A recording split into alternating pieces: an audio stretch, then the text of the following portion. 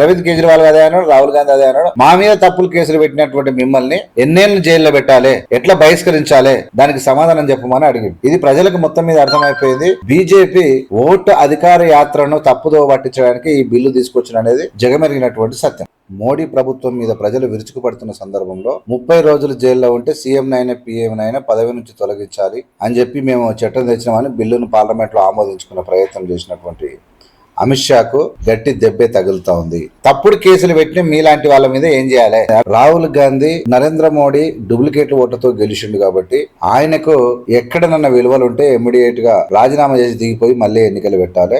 ఎందుకంటే ఈసీ నరేంద్ర మోడీ కనుసంధానంలో పనిచేస్తూ ఉన్నది. దొంగ ఓట్లు అనేక ఆక్రమణలకు అడ్డదారులు ఎంచుకున్నటువంటి ఈసీ నరేంద్ర మోడీకి వంతబాడుతూ ఉంది.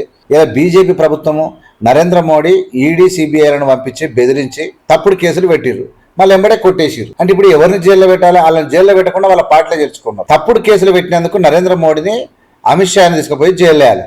లేదంటే ఎవరెవరి మీద అయితే ఈడీ సిబిఐలు 300-400 మంది మీద దాడులు జరిగినాయో వాళ్ళందరినీ జైల్లో పెట్టాలి. దేశంలో దొంగ ఓట్ల హడావిడి నడుస్తున్న సందర్భం లోపల రాహుల్ గాంధీ దొంగ ఓట్ల యొక్క విధానం ఎట్లా ఉంది, ఎన్ని కాన్స్టిట్యున్సీలో ఏ విధంగా ఉన్నాయన్నటువంటి ఎన్నికల కమిషన్ ఈసీ యొక్క జాతకాన్ని బయటపెట్టి నరేంద్ర మోడీ ప్రభుత్వాన్ని ఒక ఊపు ఊపినటువంటి రాహుల్ గాంధీ. దాని తర్వాత పెద్ద ఎత్తున మోడీ ప్రభుత్వం మీద ప్రజలు విరుచుకుపడుతున్న సందర్భంలో సీఎం పీఎంను 30 రోజులు జైల్లో ఉంటే సీఎంనైనా పీఎంనైనా పదవి నుంచి తొలగించాలి అని చెప్పి మేము చట్టం తెచ్చినామని బిల్లును పార్లమెంట్లో ఆమోదించుకునే ప్రయత్నం చేసినటువంటి అమిత్ షాకు గట్టి దెబ్బే తగులుతూ ఉంది.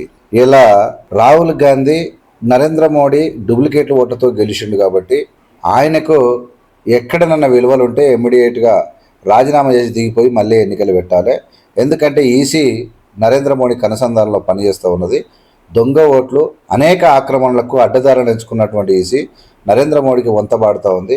కేవలం 25 ఎంపీ సీట్లు తక్కువ వస్తే నరేంద్ర మోడీ ఇంట్లో కూర్చునేవాడు అని చెప్పి రాహుల్ గాంధీ ఓటు అధికార యాత్రను ప్రారంభించింది. దెబ్బకు వణికిపోయినటువంటి బీజేపీ ఇవాళ ఒక బిల్లును తీసుకొచ్చి అది తెర మీద తీసుకురానికి ప్రయత్నం చేస్తూ ఉన్నది.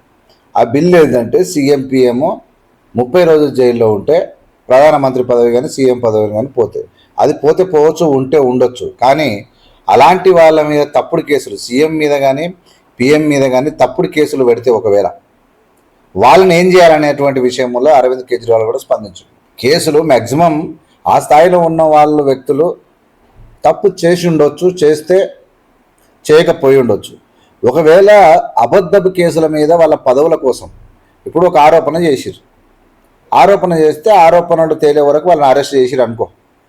యాక్చువల్గా ఆయన ఎవరి మీదనైతే ఆరోపణలు చేయబడాయి కోర్టులో నిరూపణ అయ్యే వరకు ఆయన దోషి కాడు, నిర్దోషిగానే ఉంటాడు. అలాంటి వ్యక్తిని 30 రోజుల జైల్లో కావాలని ప్రభుత్వాలు పెట్టినాయి అనుకో, అప్పటి పరిస్థితి ఏంది, ఏ విధంగా ఉంటుంది అనే దాని మీద. అయితే తప్పుడు కేసులు పెడితే పెట్టిన వాళ్ళ పరిస్థితి ఏంది? ఆ విషయానికి వస్తే బీజేపీలో మొత్తము ఆళ్లే కదా. బీజేపీలో ఉన్నది అనేకమైన ఈడీ సిబిఐ ఆరోపణలు ఉండి ఇలా బీజేపీ ప్రభుత్వము నరేంద్ర మోడీ ఈడీ సిబిఐలను పంపించి బెదిరించి పెట్టిండు, తప్పుడు కేసులు పెట్టిర్రు, మళ్ళీ ఎంబడే కొట్టేసిర్రు. అంటే ఇప్పుడు ఎవరిని జైల్లో పెట్టాలి? వాళ్ళని జైల్లో పెట్టకుండా వాళ్ళ పార్టీలో చేర్చుకున్నారు. అంటే తప్పు చేస్తే మీరు కేసులు పెట్టిరా, లేదంటే తప్పుడు కేసులు పెట్టి మీరు వశపరుచుకున్నారా? తప్పుడు కేసులు పెట్టినందుకు నరేంద్ర మోడీని అమిత్ షాని తీసుకుపోయి జైలు వేయాలి. లేదంటే ఎవరెవరి మీద అయితే ఈడీ సిబిఐలు 300-400 మంది మీద దాడులు జరిగినాయో వాళ్ళందరినీ జైల్లో పెట్టాలి. ఇలా ఎవరెవరి మీద సిబిఐ ఈడీ ఆరోపణలు వచ్చినాయో, ఈడీ సిబిఐ దాడులు జరిగినాయో వాళ్ళు మొత్తం కేసులు కొట్టించుకొని ఇలా బీజేపీ పార్టీలో శుద్ధపూసలుగా చలామణి అవుతూ ఉన్నారు. కేసులు పెట్టిన ప్రభుత్వాలు తప్ప, లేదంటే కేసులు ఉన్న వీళ్ళను ఏ విధంగా అంటే 100% కేసుల ప్రభుత్వాలు తప్పని ఇక్కడ నిరూపణ అవుతుంది. ఎందుకంటే వాళ్ళు ఏం తప్పు చేయలేదని. తప్పు చేసే వాళ్ళు జైల్లో ఉండాలిగా.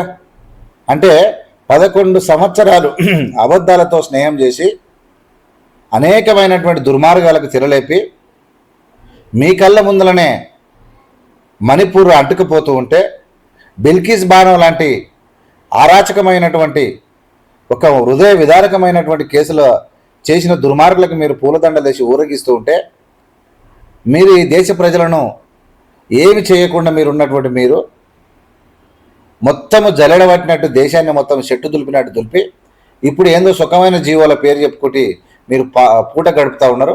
మీ గత చరిత్ర, మీ 12 ఏళ్ల చరిత్ర హీనమైన చరిత్ర కాబట్టి మీ మీద కేసులు పెట్టాలి. అరవింద్ కేజ్రీవాల్ వెరీ క్లియర్గా చెప్పిండు, తప్పుడు కేసులు పెట్టిన మీలాంటి వాళ్ళ మీద ఏం చేయాలి.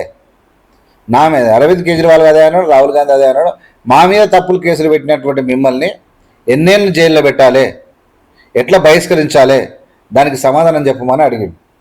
ఇది ప్రజలకు మొత్తం మీద అర్థమైపోయింది. బీజేపీ ఓటు అధికార యాత్రను తప్పుదో పట్టించడానికి ఈ బిల్లు తీసుకొచ్చిన అనేది జగమెరిగినటువంటి సత్యం. కాబట్టి ఇక ప్రజలు తెలుసుకుంటారు నరేంద్ర మోడీ లేదంటే ప్రజల ఇక తేలిపోతుంది. అమిత్ షా ఇక ఉపరాష్ట్రపతి పదవిలో కూడా సుదర్శన్ రెడ్డిని చూసి వణికిపోతున్నటువంటి పరిస్థితి. ఏందో మొత్తం మీద వాళ్ళకు ఒక భయాందోళన అయితే పట్టుకున్నది. ఏం చేయాలో అర్థం కాక ఏదో ఒకటి చేస్తూ ఉంది. చూస్తూ ఉన్నాను ఏబిఎం మీడియా. లైక్ చేసి, షేర్ చేసి, సబ్స్క్రైబ్ చేసి ప్రజలకు పంపాల్సి. Thank you.